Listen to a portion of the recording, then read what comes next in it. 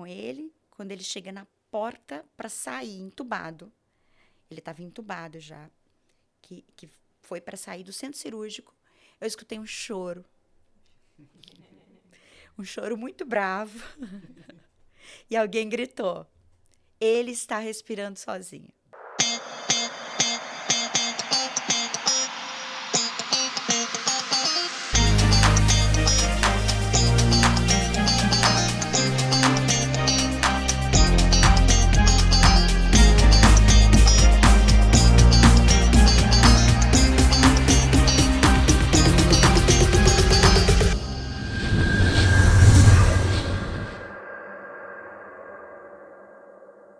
Fala família, sejam bem-vindos ao nosso Altos Papos Podcast. Eu sou Ana Beatriz. E eu sou Alisson Rodovalho. E nós somos o podcast do Gospel Channel. Aqui nós falamos sobre música, nós falamos sobre entretenimento, sobre empreendedorismo, nós falamos sobre política, mas acima de tudo nós falamos sobre Deus. É isso aí. E hoje a nossa convidada tá pra lá de especial, né, Ana? É verdade. Ela é cantora, ela nasceu em berço cristão na cidade de Santa Isabel do Ivaí, no Paraná, filha dos pastores Irineu e Raquel. Nossa convidada de hoje é a Érica Cristina, que iniciou a sua carreira musical ainda na infância, com apenas 3 anos de idade. Vai ser um podcast pra lá de especial. Érica, seja muito bem-vinda, é um prazer te receber aqui. Obrigada, Alisson, Ana. Gente, estou muito feliz de estar aqui. É um prazer, né, estar aqui conhecendo vocês pessoalmente, né, Alisson? É isso aí, depois de já tanto tem tempo. tempo de trabalho junto. E agora que a gente está se conhecendo pessoalmente, e muito feliz, um prazer. Acho que vai ser muito enriquecedor, muito abençoador para nós e para todos que estão nos ouvindo, né? É um motivo de alegria, né, Ana, receber a Érica neste momento. E vamos lá, né? Todo o nosso podcast, Érica, nós temos um momento de quebra-gelo. Muitos de nossos convidados entram no estúdio, esse tanto de câmera, essas luzes ficam meio assim, né? Tímidos e tudo mais. Então a gente sempre gosta de fazer um quebra-gelo para poder iniciar aí as nossas gravações. Ana, manda o quebra-gelo pra Érica pra gente poder iniciar aqui no Alto Astral, pra lá de fora da curva. Pra lá de especial. Érica, mais uma vez, seja bem-vinda, tá? Uma alegria estar Obrigada. recebendo você aqui. Érica, responde aí pra gente. Um filme. Nossa, eu não sabia que era assim. É um bem... Ping-pong, né? Um ping-pong. Um filme. Um filme, Érica. Eu tô tentando lembrar o nome dele, mas é Harriet. Harriet, conhece? Não conheço. Ela conta é uma história verídica, real. Conta a história de uma mulher negra que foi uma revolucionária, missionária. Então, quem nunca assistiu... Já fica aí a indicação. Missionário, olha aí. Ó a essência, Qual o nome né? do filme? Harriet. Harriet. Yeah. É inglês, gente, mas tem H lá no É começo, isso você aí. vai achar. Um prato culinário. Ai, a parmegiana é o meu prato. Uma delícia. Sério? Almoçamos hoje. Hoje eu comi parmegiana. Parmegiana, mas não é qualquer uma. Como que é isso aí, hein? Não posso, eu posso falar o nome do Pode. Fica à vontade. Bar do Alemão. A parmegiana do Bar do Alemão é boa demais. Lá em Tu, tá, gente? Ó, patrocina a gente aí, hein? Vamos lá. Uma frase. Uma frase. Eu tenho muitas frases, assim, mas uma que eu falo, foi eu que inventei? Eu inventei, sim, dentro de um contexto. O seu passado não define o seu futuro. Forte. O seu passado não define o seu futuro. Érica, responde pra gente. O que é amor pra você? Amor é paciência, é ser paciente, é pacífico, é limite, né? É limite. É limite. Amor é limite. Quando a gente ama, a gente põe limite. A gente não cobra no início, mais pra frente a gente vai pensar onde é que não me amou. Exatamente. Não é isso? Exatamente. Se você tivesse que ouvir uma música pro resto da sua vida, que música seria essa? Vamos conhecer o gosto musical da Isso Anitta mesmo. agora, né? Uma música pro resto da vida. Eu sou muito de fase, né? Uma fase que eu tô agora, Seja o Centro. É aquela a Júlia Vitória gravou agora, que É regravação? Ou não? eu não sei bem, ela é lançamento. É lançamento Ela fala mesmo? sobre Jesus o centro. Jesus, tu és o centro. Ah, sim. Quando você falou Seja o Centro, eu lembrei daquela antiga, do Diante do Trono, sabe? Sendo o centro, eu tô nessa fase. Show! Show demais. E a última pergunta do Quebra-Gelo, inclusive pra gente já entrar um pouquinho na sua história, porque eu dei uma lida, né, no release e tal, e eu vi que você tem uma história muito, muito top, né, de superação, então eu acredito que você vai até entender um pouquinho aí dessa pergunta. A palavra impossível, ela existe pra Érica Cristina?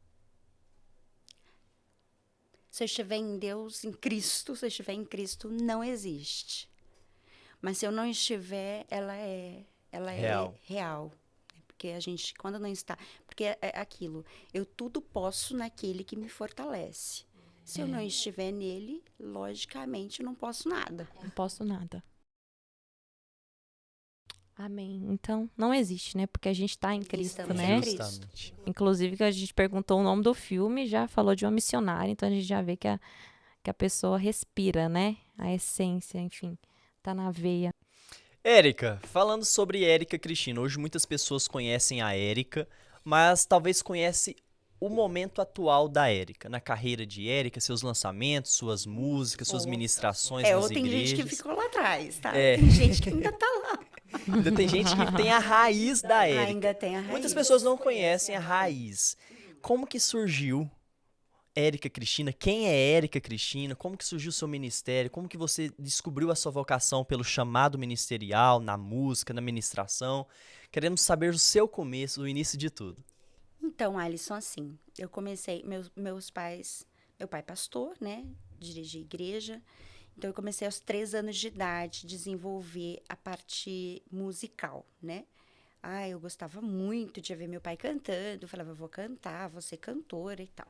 Tão novinha, 3 anos, gente. E foi muito, muito legal, porque meu pai pegou o violão em casa, e ele tentando entrar numa nota lá, eu entrei cantando de boneca, brincando de boneca, eu entrei cantando. Ele falou assim, quando for à noite, se o papai der para você cantar, se o papai der a oportunidade, você canta? Eu falei, canto. Aí, a partir dali, se ele não me desse a oportunidade, a casa caía, né?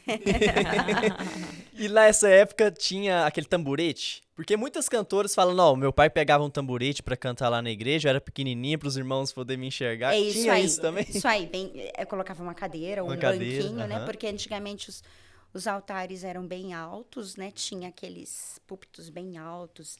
Então, assim, uma criança pequenininha não dava para ser muito vista, né? Então, meu pai colocava uma cadeira, alguma coisa. Não tínhamos, assim, era fita cassete na época, né? Eu acho que o vinil também, acredito eu. Então, nas igrejas em si, não tinha como tocar nem a fita cassete, nem o vinil. Então, ia com violão. Meu pai tocava o violão e eu cantava. Até que depois entrou a fita cassete, a fita pequenininha. Aí a gente rebobinava, levava para a igreja para cantar. Depois veio o CD, e aí vai. Mas, assim, aí comecei aos 3 anos de idade, aquela coisa toda, paixão pela música. Nossa, amava sentar e cantar. E, ministerialmente falando, ela veio com mais tempo. Depois de mais ou menos, aí eu estava já com uns 15 anos. Aos 13, eu fui batizada com o Espírito Santo. E aos 15, eu gravei meu primeiro CD. E aos 9, eu tive uma experiência com o Senhor que me levou a ficar mais próxima de Deus, a entender esse mundo espiritual, a entender o chamado, o ministério. E ali, com essa experiência que eu tive aos 9 anos, que eu aprendi a conhecer Deus. Então, a pessoa que te deu esse pontapé inicial foi seu pai. Foi ele, Foi então, meu que pai. Foi ele, então, que Incentivou. percebeu. Meu pai, pastor Irineu. Beijo, pastor. Atualmente ele está lá no Paraná Beijo ou pra veio minha para São mãezinha Paulo? também, que é uma das maiores incentivadoras minha. Deus abençoe você, gente. Eles estão no Paraná ou vieram para São Paulo também? Meus pais moram em São Paulo. Moram em São Paulo. Você falou a respeito da fita cassete, né? Como que é o outro nome? Vinil. Vinil e tudo mais. Agora nós estamos na era digital. Eu mesmo não passei por esta fase, né? Não conheci. Novinho demais, gente.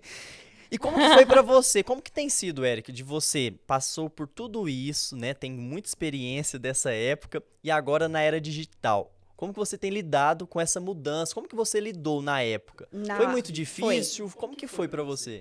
Pra mim foi bem assustador, assim, na hora, assim. Porque eu amava entrar no estúdio, gravar 10 músicas de uma vez só, aquela coisa toda.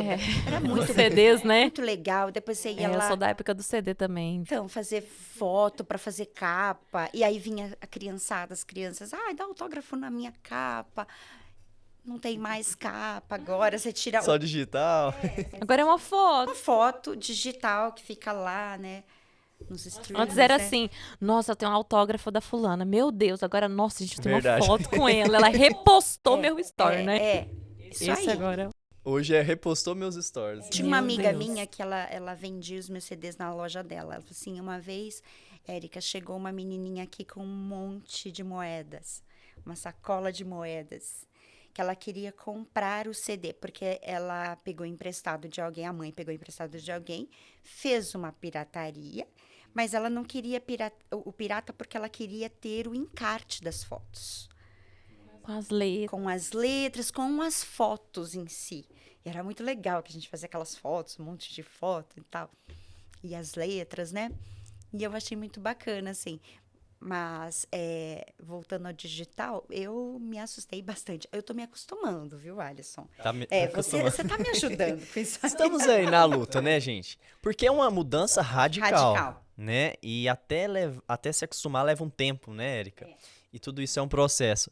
E você falou aí sobre o processo onde você teve um encontro com Cristo, onde você, de fato, começou a entender sobre o que é um ministério, o que é um chamado. Eu queria que a Ana jogasse a pergunta sobre este momento também, né? Aos 9 anos de idade que você citou. Não, bom, você disse que começou seu ministério mesmo a partir dos 12, é isso? Dos 13. Dos 12, 13. porque é onde eu fui batizada, né? O Espírito Santo eu fui entender melhor. Então, assim, a gente tá falando sobre a questão das gerações, enfim. Então, você foi da época também do CD. Então, seu primeiro CD, você gravou aos 15. Então, você viveu aquele processo de estar viajando, de fazer agendas numa igreja e na outra e tal, né? Sim.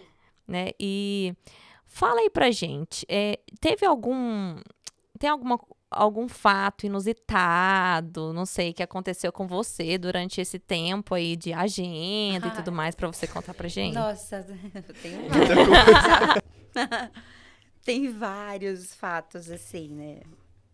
Eu já fui cantar em igrejas que, por exemplo, eles estavam numa campanha, né? Eu não sei bem agora te falar o nome da campanha que era, mas tinha assim, tava forrado o chão de folhas secas, mas forrado dessa grossura, assim. Meu Deus, por quê? Eu não sei te dizer. E nós entramos na igreja e na época meu esposo, que era meu noivo, estava eu, ele e minha irmã. Aí chegamos, meu esposo olhou no chão e falou assim, eu limpar a igreja hoje. Mas a igreja tinha de verdade, tinha um tanto assim, você pisava, era fofo o chão. Não dava pra ajoelhar. E minha irmã olhou pra mim e falou assim, eu não dobro o joelho nesse chão. Meu Deus, isso no Paraná. Não, isso aqui eu já tinha lançado CD e tal, eu tava cantando em várias. Então, assim, já aconteceu várias coisas. E uma das coisas mais inusitadas que aconteceu comigo foi isso. E aí eles estavam nessa campanha, e aí tinha assim, colocava assim uma coisa no meio lá, eu não sei bem o que era. Não sei o que era aquilo. E eles ficavam rodando em volta daquilo. Não sei se era a queda da muralha. Eu não sei bem, sabe, gente? E eu tinha que cantar. Então, uma coisa bem maluca mesmo. Já engoli mosquito na hora que estava cantando. Eu já aprendi o salto no palco. No palco, né? muitas coisas já aconteceram. Oh, meu Deus. Se não passar por isso, É. não é crente. E aí, Crente mas não aí a passa minha uns dúvida, negócios. cuspiu o mosquito ou Ele engoliu? ficou lá dentro. Que isso? Meu Deus, a gente viu aqui no seu release que você tem uma história, né, de superação muito, muito incrível, né, que você foi diagnosticada com artrite reumatoide juvenil aos 9 anos de idade, né? Você pode falar um pouquinho pra gente sobre isso, enfim, isso teve alguma influência também no seu ministério, né? A gente vê que muitas pessoas hoje são usadas por Deus na cura, né? Às vezes tem uma veia mais profética, né? Como que é o ministério da Érica, assim? Isso teve alguma influência? Conta um pouquinho pra gente. Assim, eu comecei a sentir dores nas mãos e apareceram manchas e carretada com febre. Então, assim, as mesmas manchas que eu tinha no corpo, eu saio no couro cabeludo, perdi cabelo. Eu cheguei a pesar 20 quilos na época. Foi um processo. Hoje eu entendo que tudo que eu passo é um processo de aprendizado na presença de Deus. Como é que eu vou falar de vale se eu não ter passado por ele? Como eu vou dizer de cura, cantar sobre cura, falar sobre vaso quebrado, se eu não ter sido um vaso quebrado? Se eu não ter passado experiências com o Senhor? Se eu não ter vivido isso? Então fica muito Vago, né? Muito vago, sabe? Subjetivo, porque você fala uma coisa que você não viveu. Então, assim, tudo que eu vivi, né, em relação a isso, eu fiz tratamento no Hospital das Clínicas, na Santa Casa. Eu fiquei mais ou menos um período de 3 anos e meio para me recuperar disso tudo. A médica disse que não tinha cura, que eu iria para uma cadeira de rodas, que os meus órgãos iriam paralisar e que eu iria envergar e atrofiar. Nossa, dessa doença ela vai atrofiando. Ela atrofia. Você vai se entrando para dentro, né? As mãos vão entrando para dentro, os pés vão entrando para dentro. Então, os primeiros sintomas eram dores. Dores, então, Manchas, e né? manchas. Com vermelhidão, com pus e sangue. Meu Deus. Então, elas doíam muito. Eu fiquei mais ou menos um ano e meio sem ir para a escola, perdi ano letivo. Foram anos, né? Foram anos difíceis. E só o fato de perder o cabelo, acho que já foi... Já mexeu, né? Porque mulher... Mexeu, já foi assim uma coisa muito emocional, grande, né? muito grande. a gente é preocupado muito com a nossa imagem, né? Mulher. E aí eu sentia muita dor também, né? Tinha dores muito grandes e febres muito altas. E aí Deus manda uma irmã na minha casa, né? E essa irmã, ela entra dentro da minha casa, ela olha para mim, eu deitada na cama, sem entender nada o que estava acontecendo, porque era nova, muito criança. Ela olhou para mim e falou assim: apenas louve, porque cada louvor que você louvar, eu derramarei a cura sobre a tua vida. Então louve. Isso não é para sua morte, mas é para Amém. glória e louvor do meu nome. Amém. Meus pais Glória a se Deus. agarraram com essa palavra. E ali, a partir daquele momento, não tomei mais a medicação. Não fiz mais tratamento nenhum. Eu lembro que a médica falou assim: olha, se atrofiar, santo nenhum dá jeito. Se santo nenhum tem jeito, nem eu. Nossa. Aí minha mãe olhou para ela e falou assim: o santo dos santos tem. É aí que Deus gosta de entrar. E aí nós fomos cantando.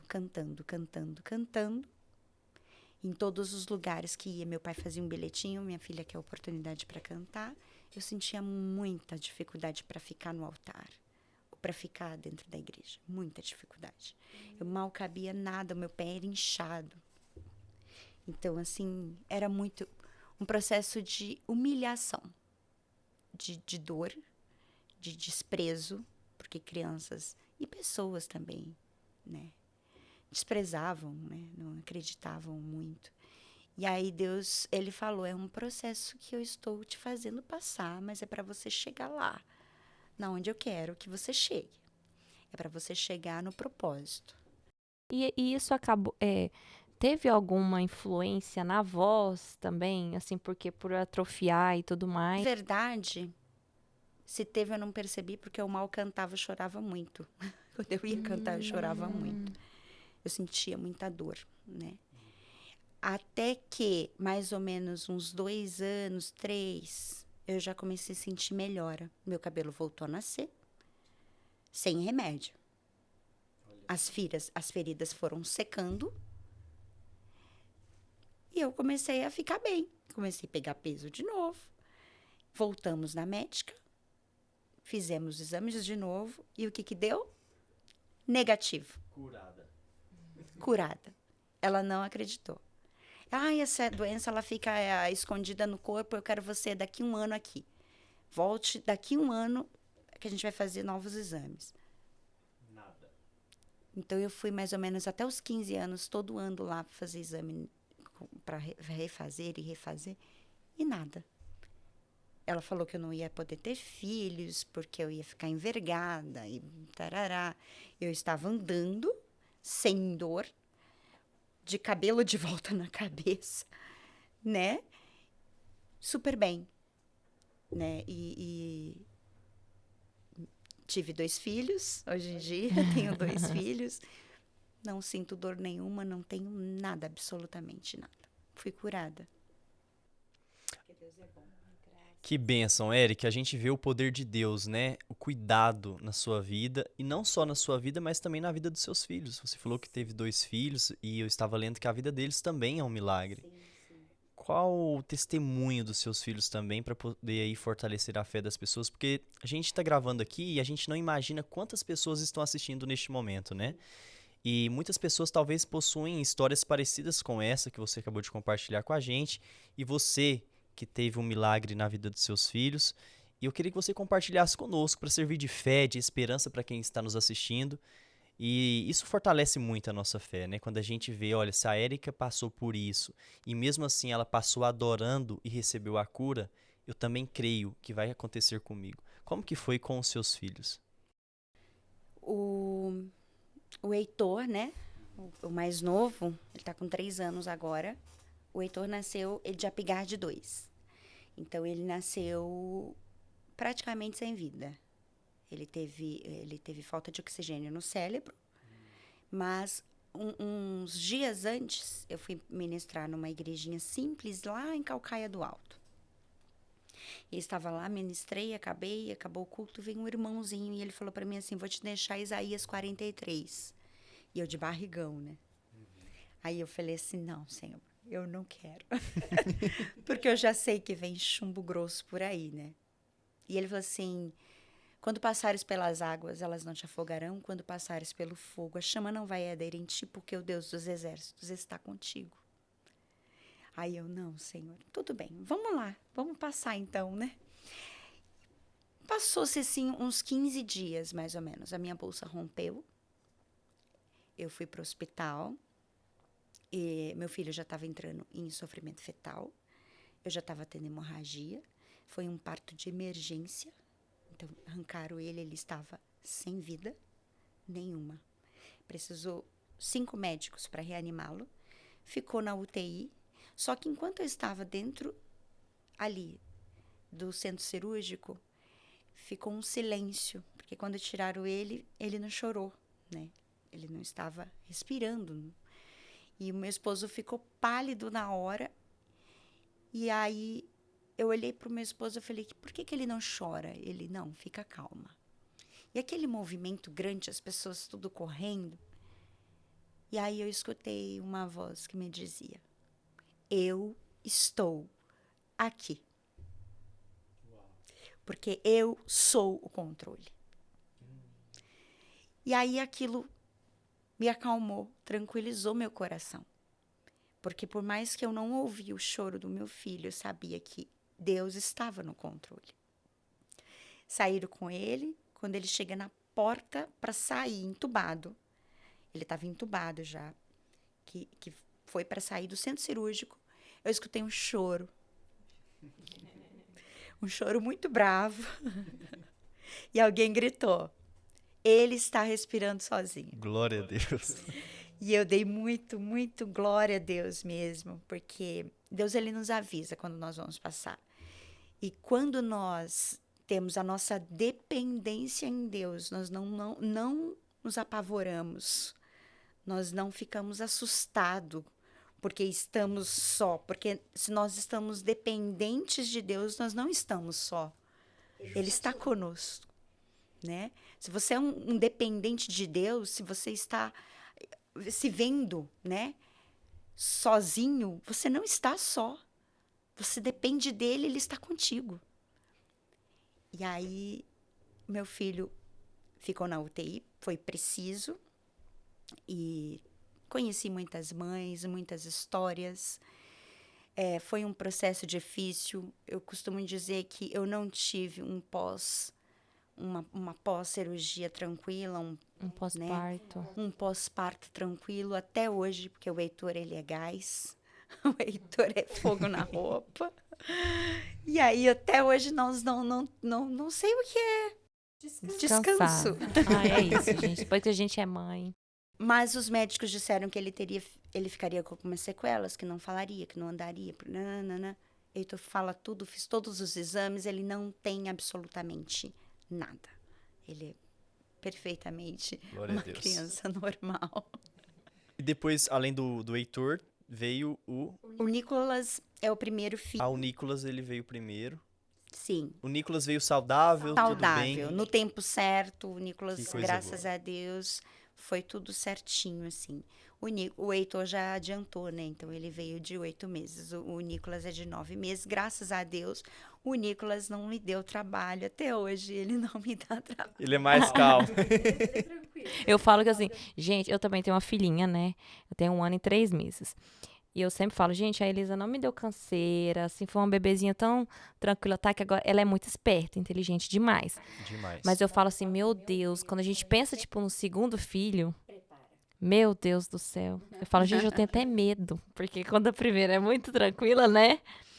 O segundo, geralmente, É isso aí. prepara, né?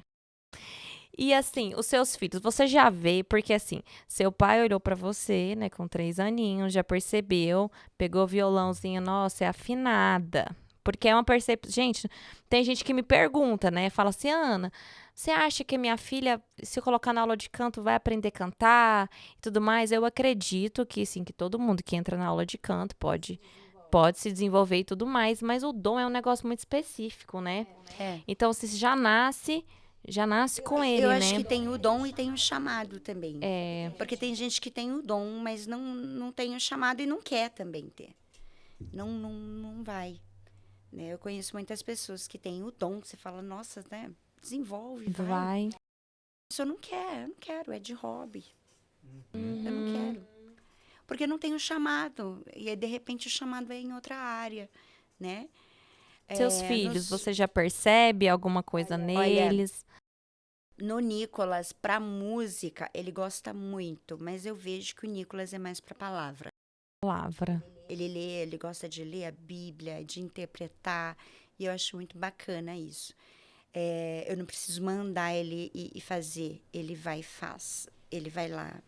Porque eu acho que não tem que ser forçado, né? Eu acho que tudo que é bom é copiado.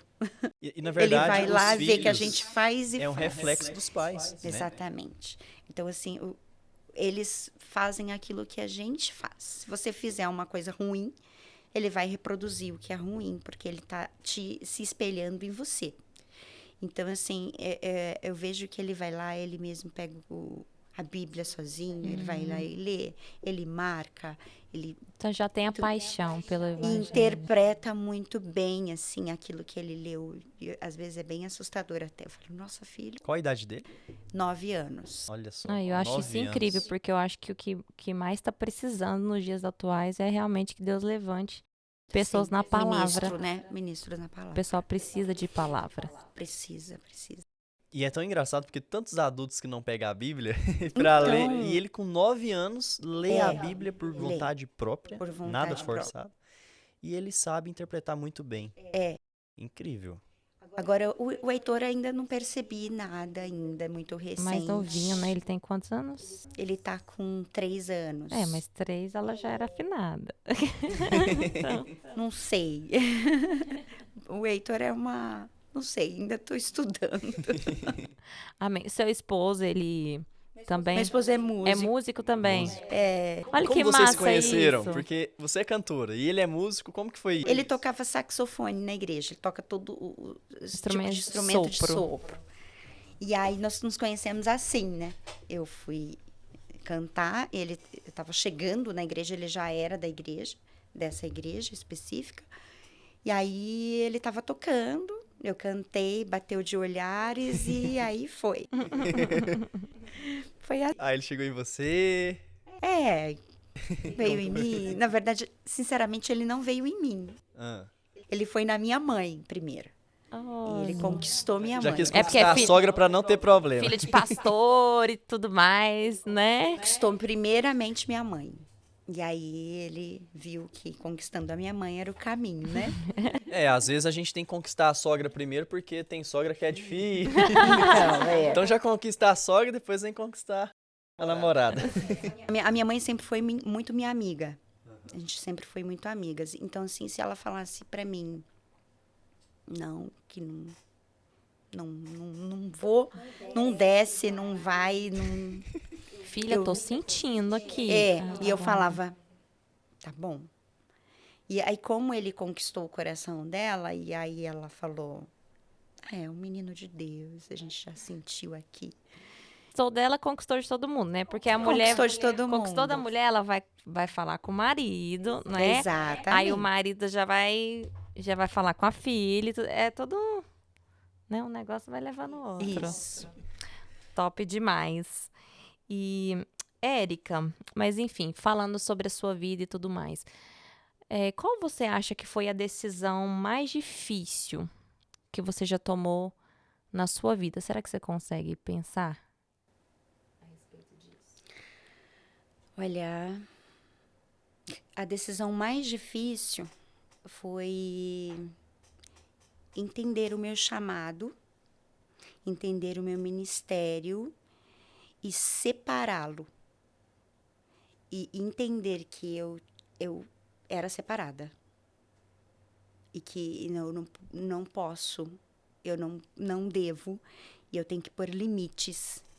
Então, foi a decisão mais difícil, pôr limites em mim mesma, assim. De entender o meu ministério, o meu chamado. Entender e aceitar ele. Aceitá-lo. Porque desde pequena, assim, não, você não pode. Lá, não. Não, certa amizade, não. Não. E Era muito meio não. que separar, sabe? Era muito não. E era sempre conciliar o meu ministério com tudo que eu fosse fazer. Se me atrapalhar, se fosse atrapalhar meu ministério, ok. Então, afasta. Priorizar. A decisão mais Priorizar. difícil da vida foi priorizar. Priorizar e pôr limite. Pôr limite nas minhas coisas, em tudo que eu fosse fazer. E priorizar o meu ministério. Isso foi bem difícil. E é um desafio até hoje. E por algum momento você pensou em não cumprir o ministério? Porque a gente sabe que existe ali o ego, né? Então, assim, principalmente, eu falo, a gente convive com músico. Gente, música é um negócio complicado, né? Tem uma autossuficiência ali dentro dele, um ego que, se não tomar cuidado, né? Isso Nós temos que esvaziar o nosso copo, destrói. né? Para que Isso. Deus entre com a vontade dele. Então, quando a gente canta, por exemplo, é normal surgir convites, né? Surgirem propostas.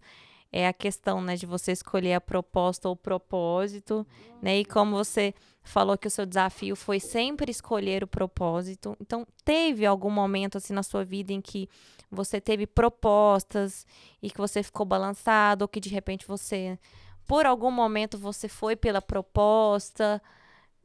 Ou optou pelo propósito? Ou, na verdade, assim, eu sofri. Eu sofria. Mas eu sempre fui muito fiel ao propósito. Sempre muito fiel ao propósito. Independente de números, independente de quem, independente de onde. Já foi chamada para cantar secular? Já. Inclusive numa emissora de televisão. Isso. Como que foi essa experiência? Então, eu estava iniciando, né? Tinha acabado de lançar. E aí fui encontrada por um caçador de talentos e me levou num programa de televisão. Eu fiz o teste. Olha, você canta outros estilos musicais? Eu não, só canto música gospel. Então aqui você não pode cantar. Se você cantasse secular também, mas nenhuma musiquinha secular. Se você cantasse, a gente colocaria você no programa amanhã. Tá bom, mas eu não canto. Nós temos visto muitas pessoas abrirem mão do propósito pela proposta, né? Ah, sim. Nós vemos hoje muitos artistas, muitos cantores do segmento gospel que decidiram abrir mão do seu ministério para poder, de repente, ter um contrato com uma emissora, um programa de rádio, né? Nós temos visto muito isso. Que dica que você dá? Na verdade, que conselho você dá, Érica, para esses adoradores que muitas das vezes deixam o propósito de lado para aceitar uma proposta? Você, com toda a bagagem e experiência ministerial que você tem com Deus, que conselho que você dá para muitas pessoas que têm muito talento assim como você, mas que deixam o propósito de lado por uma proposta de dinheiro, de rádio, de emissora ou qualquer outra coisa que venha beneficiar o seu próprio ego, o seu próprio interesse? Assim, Alisson, ó, eu tenho provérbios que eu guardo muito. De tudo que se deve guardar, guarde o seu coração, né? Porque dele provém, né? E aí vai. Se você não guardar o teu coração, você vira senhor de si mesmo. E aí, se você virar senhor de si mesmo, você vai fazer tudo o que você quer. O que vai favorecer o teu ego. Você vira ídolo de si mesmo. Então, a gente precisa tomar muito cuidado com isso. De não virar ídolo de mim mesma. Porque se o teu coração... mas eu não tenho um ídolo nenhum, não. Tem gente que pensa assim, eu não tenho ídolo nenhum, não. Mas se o teu coração estiver inchado de um ego gigante e você ser o seu próprio Deus, cadê o propósito nisso? Para que você faz? Para quem que você faz? Então, o conselho que eu dou é guarde o teu coração. Para que você não vire senhor de si mesmo. E nem coloque... Porque se você virar senhor de si mesmo, lógico que você vai acabar fazendo isso. Largar o propósito e viver para si. Aquilo que vai te satisfazer o quê? O seu ego.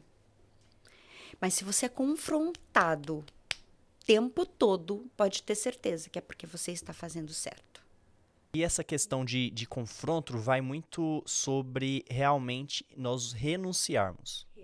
Nós temos que renunciar todos os dias. Todos os dias. Porque se o teu coração está guardado, você renuncia. Porque muitas das vezes as pessoas acham que ser cristão é fácil. Não é fácil. Não é fácil. Muitas pessoas talvez batizam sem saber o significado de um batismo, né? Da renúncia. E ser cristão é você renunciar todos os dias às suas próprias vontades, aos seus próprios desejos. A sua própria carne. Isso mesmo. Você renuncia a sua carne. E o que você pensa? Vou entrar num assunto aqui, um pouquinho assim, que muita gente tem divergência, mas assim, quero saber a sua opinião a respeito disso. A gente falou muito aqui de gente que troca propósito por propostas a fim de favorecer o seu ego, certo? De alimentar seu ego. Mas eu conheço muitas pessoas também que às vezes cresceram na igreja, porque a gente sabe que assim, você, por exemplo, teve um privilégio, querendo ou não, de ser filha de um pastor, de ter todo um apoio familiar e tudo mais. Existem pessoas que têm um chamado também, cresceram na igreja. Porém, a igreja não abraçou. Porém, a igreja não deu oportunidades. E aí veio a família, veio filhos. E a gente sabe, gente, que músico hoje, a maioria é o último que compra um carro na igreja. Essa é a verdade. É o último a ter um carro, é o último a ter uma casa. E muitas vezes é um dos que mais servem na igreja. Então, eu conheço músicos, por exemplo, que foram tocar na noite. Para se sustentar. Para se sustentar. E por várias vezes, E eu tinha essa mentalidade de falar, poxa, isso tá errado, não pode, não pode. Mas aí depois que você vai ver a situação, mas e aí? Eu cuido da minha mãe não tem marido, eu cuido da minha mãe, eu cuido dos meus filhos, eu cuido da minha casa. Aí vem aquele conflito na cabeça da gente, né? E uma pessoa dessa, como que faz? Porque a gente sabe que tem gente que vai justamente é por ego mesmo. Tá sempre pouco, eu quero sempre mais. Mas tem gente que vai para sustentar a casa, vai para sustentar a família. E às vezes, Alisson, essa pessoa não fez uma faculdade, não fez. Porque eu, por exemplo, eu sou musicista, né? Eu sou compositor e tudo mais, mas eu tive uma faculdade. Se tudo der errado, eu tenho minha profissão, né? Digamos assim. Mas tem gente que não, às vezes cresceu até ali na igreja e tudo mais, igreja não abraçou, não, enfim. E tem essa questão de se sustentar. O que você pensa a respeito disso? Nossa, eu acho muito difícil você conseguir manter o teu coração seguro dentro de um ambiente cheio de coisas e que você vai tocar. Eu acredito muito que a música ela traz espíritos, né? Entende? Ela atrai isso. Então, se você tá louvando a Deus, lógico que vai ser um ambiente de adoração a Deus. E se você tá fazendo no mundo secular, para quê? Né? Para quem que é? Então, assim, eu particularmente, eu acho assim, vai procurar outros meios. Sai da música, vai tentar não sei, vai até trabalhar. Até mesmo buscar uma igreja que te apoie, que te ajude, né? Também. Eu acho muito perigoso, mas eu tenho amigos que fazem isso e tal. Eu particularmente, eu não faria porque eu acho perigoso, né? Eu acho muito perigoso. Porque você conseguir manter o teu coração puro, sabe?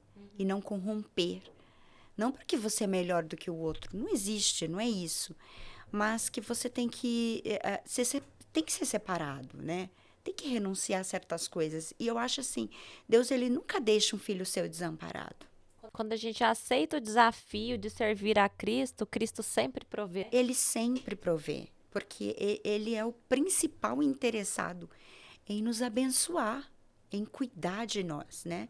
Em ser o provedor. Ele é o nosso provedor. Às vezes a pessoa consegue acessar. Eu sempre falo sobre isso, assim, que Deus, eu acho que ele tem várias faces. E uma das faces de Deus é de provedor. Então, assim, eu acho que não cabe a nós, de repente, julgar as decisões das pessoas, mas essas pessoas, se elas tiverem essa maturidade de entender que Deus, ele tem a face dele de provedor, que você pode acessar essa face, ele pode estar em qualquer lugar e vai ser igual a José, né? Ele vai ser igual a José. Então, aonde ele colocar a mão dele, se ele for trabalhar num restaurante de garçom, ali ele vai virar gerente. Eu creio dessa forma, né? Que quando a gente aceita o desafio, né? Eu acho que realmente Deus, ele... É a mesma coisa que ele falou, esforça-te e tem de bom ânimo. Que primeiro, qual que é a palavra primeiro? É esforça-te. Você tem que se esforçar. Segundo, tem de bom ânimo. Vai pra cima. Que eu te ajudarei. Esforça-te, tem de bom ânimo, porque eu te ajudarei. No mundo tereis aflições. Olha, Josué, levanta, né? Levanta a cabeça, vai pra cima, porque eu estou contigo. Então, assim, né, no meu ponto de vista, eu acho muito perigoso, porque eu acho que não pode jorrar 2 tipos de águas de uma fonte só, né? Eu fiz conservatório, por exemplo, e lá eu tinha que cantar música. E aí, dependendo da música, eu falava, não. O que é isso? Que letra é essa aqui? O que está dizendo aqui? Então, vamos ver primeiro, vamos analisar, né? Porque nós nascemos com um coração de adorador. Todo mundo, seres humanos, é adorador. Agora sim, precisa saber quem você está adorando. Muitos são chamados, poucos são escolhidos, entendeu? Né? O nosso coração, ele é voltado para adoração. Deus nos fez assim. Só que aí é que tá. Seu coração adora o quê? Essa caneta? Seu coração adora essa caneca? Onde está teu coração? Porque ser cristão é crer, né? É ter fé. Então, faz parte do exercício do cristianismo acreditar. Então, ter fé. Em Deus. Ele tem que ser o centro. Ele tem que ser a rocha. É em Deus. Ele tem que ser tudo. E a Bíblia fala sobre isso, né? Como é que você agrada a Deus crendo nele. Nossa, é só isso? É. E se a gente for parar pra pensar, a vida toda é isso. Esse é o centro. São várias situações que vêm sobre a vida da gente, mas as nossas decisões são pautadas na nossa fé. Não é isso? Então, por mais que eu tô falando de faculdade, tô falando de negócios aqui, não, agora eu tô falando de família, tô falando de ministério, tô falando de doença. Independe, né? Não. Independe do assunto. Você agrada a Deus quando você crê. Quando você acredita naquela situação, como é que eu vou fazer? Se você decide por Cristo, mano, como diz o apóstolo Valdir, tô até lembrando dele aqui agora, para onde Deus aponta, ele paga a conta. Né? Deus aponta, paga a conta. É isso aí. Não é isso? Ele Amém. cuida, né? Glória a Deus, glória a Deus. Nós temos visto muitos adoradores, né, que realmente cumprindo aí um propósito muito lindo, um chamado muito lindo. E nós temos visto o cuidado de Deus sobre essas pessoas, né? E você também está debaixo de uma direção de Deus, de um cuidado dele. E como que é para você, Érica, conciliar família, conciliar ministério? Porque eu acredito que o nosso principal ministério, em primeiro lugar, é a nossa casa. Sim. Né? A gente tem que ser exemplo dentro da nossa casa para poder ser exemplo lá fora. E como que você concilia tudo isso? Filhos, família, ministério, como que é a sua rotina? Porque a sua agenda ela é muito cheia. Eu acredito que muitas vezes você tem que falar, calma, deixa eu dar uma esfriada na agenda, respira. Senão eu vou ficar doida. Como que você concilia tudo isso? Eu ultimamente, Alisson, eu tenho feito isso que você falou, senta e respira. Eu falei, né, agora, mas em termos complementando aquilo que você estava falando. Senta e respira. Antigamente, não, eu pegava tudo. Bora fazer, vamos lá, que eu consigo, eu aguento, até que pá. Não, eu não aguento. Eu não sou super mulher. Eu não consigo. Muito importante eu isso. Tenho aprendido ultimamente a lidar com os meus limites. A falar, olha, Érica, agora não. É muito legal, mas não. Meu limite é esse, chegou aqui. Isso aqui eu faço, né? Eu vi a Andréia Vargas falando sobre isso, e ela falava sobre quando Jesus ele encontra a mulher samaritana, tal. Por que Jesus encontrou ali? Ele sentou. Ele sentou. Ele sentou para quê? Para descansar. Tinha um propósito, lógico. Ele já sabia o que ia acontecer. Mas ele sentou para descansar. Ele também tinha os seus limites, né? Dentro do seu poderio, né? Ele era tremendo, maravilhoso, mas sendo humano, ele também tinha os seus limites. Então, a gente precisa aprender a ver os nossos limites e falar, agora eu preciso descansar. Agora eu preciso dar uma pausa. Agora eu preciso diminuir, respirar. Então, eu tenho feito esse exercício ultimamente. Não tenho pegado tudo. Eu não tenho abraçado o mundo.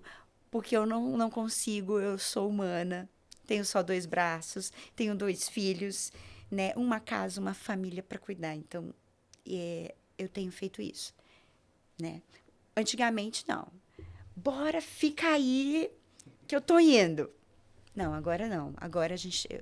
Dá para ir, não dá. Dá para conciliar, não dá. Então, se não dá, não vai. Aprendeu a falar não. Cancela. Né? Eu acho muito importante a gente aprender a falar não. Porque muitas vezes a gente fala assim para agradar o outro. Uhum. Né? E eu estava até comentando ali nos bastidores. E eu falo muito sobre isso. Assim, eu tenho aprendido a falar não. Porque a gente fala sim porque não quer desagradar. Aí você se desagrada, você se anula. você desagrada a Deus, porque você não está sendo sincero. Você está sendo mentiroso. Justamente. Você está mentindo. É muito melhor você falar não do que ser enganado, do que você enrolar, não é?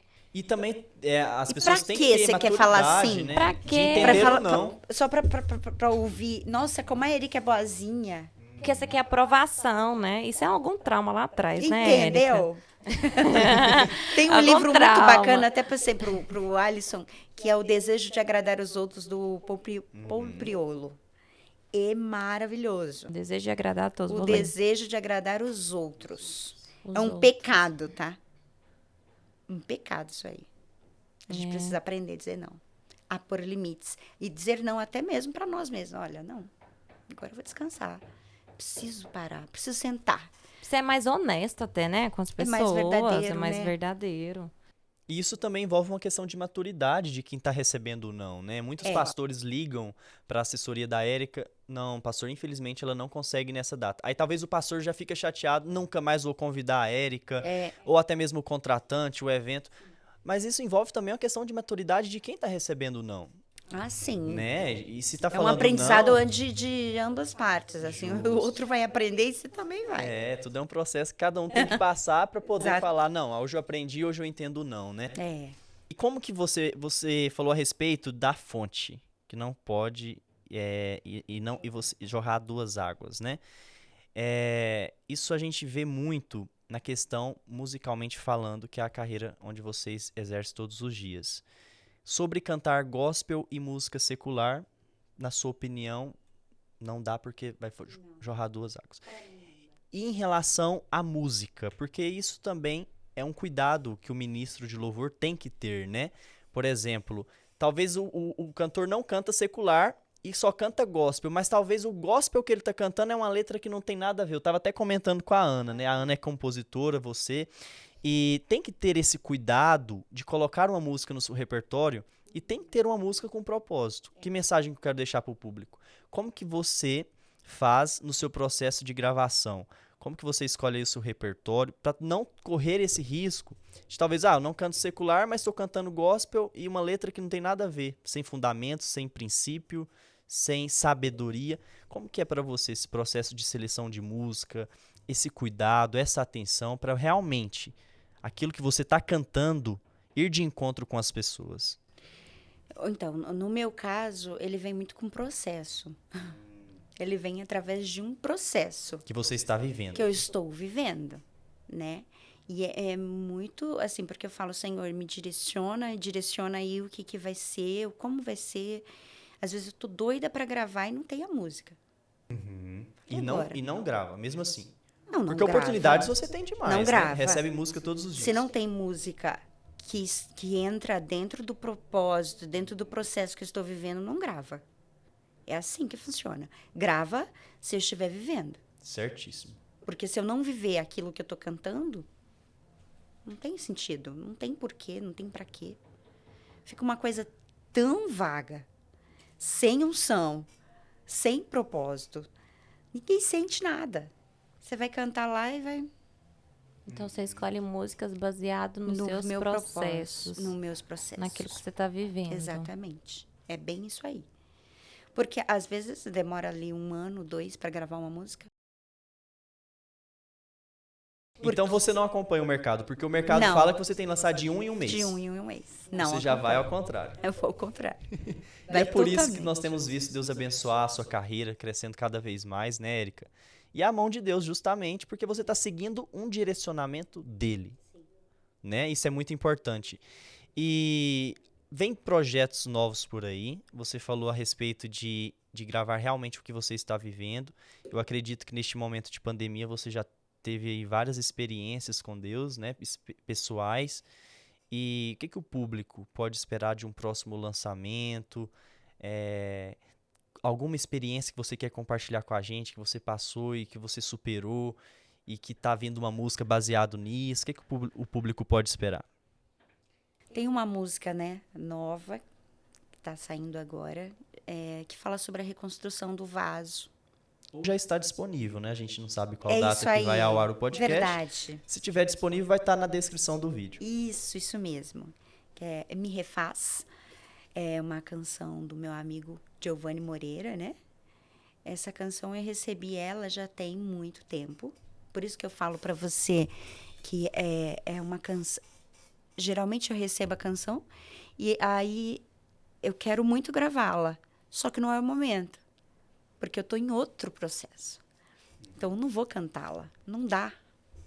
E aí essa canção já tem muito tempo que ele me passou. E agora é o momento. Que você falou, não, essa música é o que eu tô vivendo. É agora. É agora. Ela fala sobre a reconstrução do vaso. Ela fala sobre o quebrantamento do vaso. Onde eu aprendi que a gente nunca sai da olaria. A gente nunca sai da roda do oleiro. Porque a gente é barro. E a gente sempre tem alguma coisa para ser moldada. O dia que você ficar perfeitamente bom, Deus te tira daqui da terra. Então eu entendi que eu nunca saí dessa roda e ultimamente tenho passado mais tempo lá do que outra coisa. Então a experiência dessa canção é basicamente essa de quebrantamento, de eu achava que estava bem, que estava bom, que o meu vaso estava bom. E ele não estava. Ele estava com algumas rachaduras, alguns problemas. E eu senti de que Deus, ele quebrou para refazer, né? E essa canção fala disso. Da importância da autorreflexão, né? É isso aí. E é isso que eu acho interessante, porque você preza pelos princípios, pelo que a gente está ouvindo, né? Você falar e tudo mais. Você tem uma história onde você sempre procurou seguir os princípios bíblicos, andar no caminho certo. Mas só o fato de estar gravando essa canção e estar nos contando isso, poxa, eu fiz uma autorreflexão na minha vida. Não estava tão perfeito quanto eu achava que estava. E isso que eu acho que é o interessante, né? Porque isso é humildade, né? A gente reconhecer. Porque tem uma pregação que fala pecado na nossa santidade. Às vezes o nosso pecado é a própria santidade. É isso aí. Se acha tão santo, teu pecado tá lá. Em se achar tão santo, é isso, né? Mesmo. E eu fico muito feliz quando eu conheço pessoas como você, que luta o tempo todo, porque isso é ser cristão. É você tá lutando. Quando a pessoa acha, já lutei, já venci... Não, peraí, tem alguma... A gente está em constante luta, em constante guerra, né? Uma batalha espiritual o tempo todo. Então, ao mesmo tempo que você fala assim, eu não tenho ego, eu sou humilde. Você já está pecando. Já está pecando. Falou você que já é humilde. Tem uma coisa que você precisa ser tratada, entendeu? Quando você fala, eu sou humilde, eu falo, meu Deus. Entendeu? Eu sou humilde, então tá. Volta mais um pouquinho, que você não é, meu amor. Você tá falando que é, tu não é. Eu não tenho pecado. Já errou de novo, porque tu tem pecado, tá mentindo. Você tá me acusando agora. Entende? Aí tem essa questão, assim, que a gente pensa que está bom. Entende? A gente pensa que tá legal. E aí você olha pra dentro de si e aí desconstrói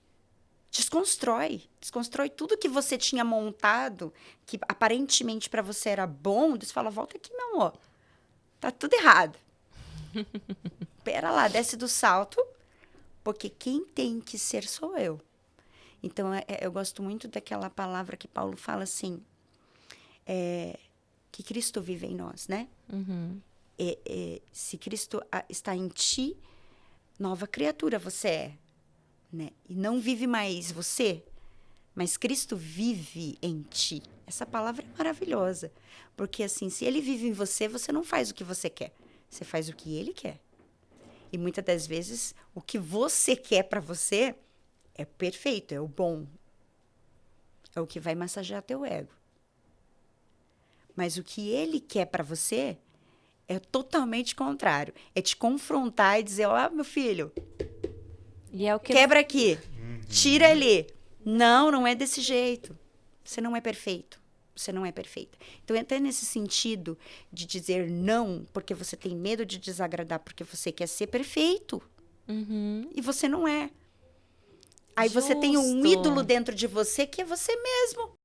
Justamente. Entende? Porque fulano vai falar de mim, vai falar que eu sou chato, que eu sou assim. Mas eu sou bonzinho. Você quer ser Eu sou se perfeito. vista, né? Eu como sou perfeita. maravilhosa. Exatamente. E nós não somos. Porque nem Jesus, que é o centro, que é o Rei dos Reis, né? Ele já veio mostrando. E no final... Nem ele agradou todo mundo. Justo. E no final é para dar o fim que você deseja. A Bíblia fala, né? Para dar o fim que deseja. O processo você não entende. No processo tem renúncia. No processo tem coisa que você vive, que você fala, não tô entendendo por que eu tô vivendo. Mas o final é o que te vai fazer feliz. A gente acha que, poxa, por que naquele momento eu não tive aquele sim que eu queria ter? Por que naquele momento as coisas não andaram conforme eu projetei para andar? Porque, meu filho, se tivesse dado certo, do jeito que você queria, no final você não seria feliz, né? Eu costumo dizer assim, ó, eu amo quem eu sou quando estou em Cristo. E eu odeio quem eu sou quando não estou nele. Porque quando nós estamos nele, nós somos totalmente... Ele reina em nós, né? Nós não fazemos mais a nossa vontade. E quando nós não estamos nele, a gente faz tudo errado. Tudo errado, né? Tudo do nosso jeito, que para nós é o perfeito, é o legal. Então eu falo assim, Senhor, faça a tua vontade em mim, que eu possa viver a tua vontade. Mesmo que ela não seja tão maravilhosa quanto eu gostaria, mas eu sei que a tua vontade para mim, ela é perfeita, boa e agradável. Né? Amém, amém. É isso, Alisson. A respeito de você falar aí a respeito dessa questão, como que você lida com os fãs? Com as pessoas que gostam do seu trabalho, do seu ministério, a ponto de não deixar isso se tornar uma idolatria? Como que você lida Nossa, Alisson, olha, eu vou falar um com negócio o pra público? você. Eu tinha um pensamento muito diferente há um tempo atrás. Eu tinha um pensamento assim, não tem nada não, são os meus amigos e tal. Hoje me assusta um pouco. Hoje eu falo, Senhor, eu não quero ser ídolo de ninguém. Eu não quero tomar o seu lugar. Eu não quero tomar o seu lugar. Então eu peço muito e oro muito pelas pessoas que me admiram e eu falo assim, que elas possam enxergar e ver o propósito. E não ver a Érica, mas ver o propósito. Ver o porquê, para quê que eu estou fazendo. E para quem, né? Então hoje em dia eu tenho um pensamento totalmente diferente do que é ser do fã, né? Eu oro por ele e peço para que eu não seja o ídolo da vida dele. Eu não quero ser. Eu não quero tomar esse lugar. Porque o lugar é dele. Tem que ser dele. Então, para finalizar, uma pergunta. Uhum. Érica Cristina, pelo que você gostaria de ser lembrada? Um legado, né? Um legado. Pelo quê? Pela simplicidade. Eu gostaria que as pessoas me lembrassem da simplicidade da Érica, assim. Do reconhecer de quem realmente é Deus na vida da Érica, né? Ele é o centro, ele é o ar que eu respiro. Amém. E quando se lembrarem de você, o que será? Como será? Será que vão poder dizer? Ele foi, mas plantou com sua vida, ele foi. Semente do evangelho, ele foi. Exemplo nessa terra, ele foi.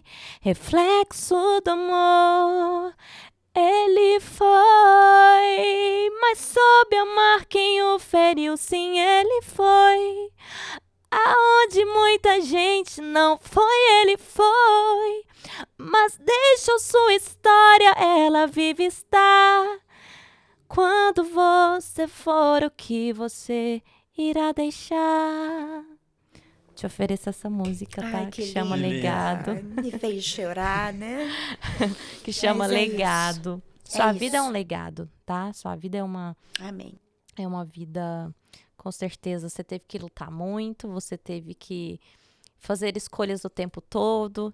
E até aqui você tem escolhido, optado por Deus. Sim. Deus vai te honrar, Deus está te honrando. Deus te honrou com uma família maravilhosa. Sim. Né? Deus te honrou com quem você é, com quem você se tornou. Sim. Tá? Sim. Te admiro, não te conhecia hoje. Estou te conhecendo aqui nesse bate-papo. Passou a admirar ainda mais. Então agora com certeza o Alisson te admira mais. E hoje sou uma admiradora sua. Então continue nessa sua força. Desejo tudo de bom para você. Tá? Desejo que Deus continue te usando. Porque eu sei que Ele te usa não só com o microfone, mas Ele te usa na vida das pessoas, porque a tua vida, se precisar, você abre a boca e fala alguma coisa. A tua vida é uma pregação, né? E tô muito feliz de ter te recebido no nosso podcast. Volte mais vezes. Eu que agradeço. Tá? Na próxima em Goiânia. Amém, vamos lá pro nosso estado. Vamos sim. Inclusive, eu tô aí para gravar um feat aí com uma pessoa de lá. Olha. Né? Eu sei quem. Não vou falar. Não vai dar spoiler, né, o Alisson? Spoiler. Mas eu que agradeço, Ana. Eu vejo isso que você falou, essa honra, o Senhor já tem me dado. Se eu partir hoje, eu já parto feliz. Porque eu vejo que o propósito ele já tem cumprido em mim. Então, assim, a maior honra que ele poderia me dar agora era falar, vem pra cá, entendeu? Porque morrer com Cristo é lucro, né? É verdade. E aí, eu que agradeço. Me fez chorar. Muito obrigada pela canção. Alisson, você também é uma bênção. Tamo junto. Agradeço a Gospel Channel. Amei te conhecer também, Ana. E conhecer o Alisson pessoalmente também, que a gente se fala muito, Depois de né? tanto tempo. A gente conversa muito sobre o trabalho, é uma bênção. O Alisson tem me ajudado muito, a Gospel Channel também. Tenho muita gratidão por vocês. Amém. Deus abençoe de coração. Tô muito feliz também, né? Não vou prolongar muito aqui, porque o que eu já tinha pra falar, eu já falei nos bastidores, né? Em tanto tempo que a gente tem se falado. E o seu ministério eu admiro muito, né? Pela transparência, lealdade, o carinho que você tem pelo propósito, né? E tá fazendo de uma maneira muito linda, muito extraordinária. E é isso aí. Eu queria que você falasse suas redes sociais para quem está nos assistindo, quem está nos ouvindo nas plataformas, para as pessoas começarem a conhecer um pouco mais de Érica Cristina lá no Instagram, no Facebook, etc. Amém. Na rede social vocês me encontram como Érica Cristina Oficial. Érica com H, viu, irmãos? Meu Deus, meu pai é muito caprichoso. H-E-R-K-A, Cristina Oficial. E tá no registro assim, viu? Com K e K. E estou no YouTube, no Facebook, no Instagram. Estamos também nas plataformas digitais. Vocês encontram a gente lá, tá bom? Deus abençoe muito, Alisson. Essa foi a Érica Cristina no Altos Papos Podcast. Obrigado, Ana, pela companhia de sempre. Obrigada, Alisson. Obrigado vocês que estão nos assistindo. Obrigada a esse estúdio maravilhoso daqui de São It's Paulo, Flow, né? Gente, Barueri, atende toda a região de São Paulo. Precisou de gravar um podcast, de gravar um videoclipe, né? Com a Érica qualidade. Sabe. Com qualidade, gente. Vocês estão vendo. 4K, incrível, microfone. E é isso, It's Flow. Tamo junto. E obrigado, Érica, mais uma vez. Todos vocês que estiveram aí assistindo. A Ana, por integrar aqui o nosso time. E foi incrível, Ana. Foi top demais. Gente, até o nosso próximo Altos Papos Podcast. Valeu!